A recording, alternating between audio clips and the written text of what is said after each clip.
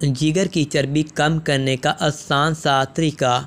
अगर आप इस पर अमल करते हैं तो आपको ज़रूर फ़ायदा मिलेगा। वीडियो को मुकम्मल तौर पर देखकर। आजकल हर दूसरा शख्स जिगर और मैदे की बीमारी में मुब्तला नज़र आता है, क्योंकि मुनासिब ग़िज़ा का ना मिलना भी हमें बीमारियों में मुब्तला कर देता है।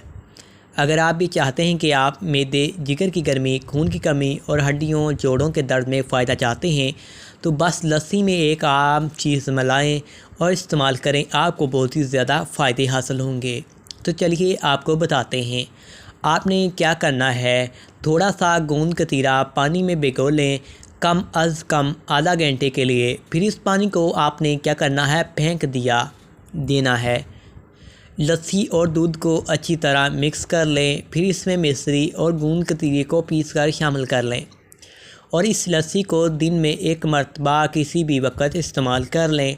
इसका रोज़ाना इस्तेमाल आपके मैदे, जिगर की गर्मी, खून की कमी और हड्डियों जोड़ों के दर्द और जिस्मानी कमज़ोरियों को दूर करने में मदद देगा। उम्मीद करता हूँ आपको वीडियो अच्छी लगी होगी। मज़ीद मालूमात के लिए अपने करीबी डॉक्टर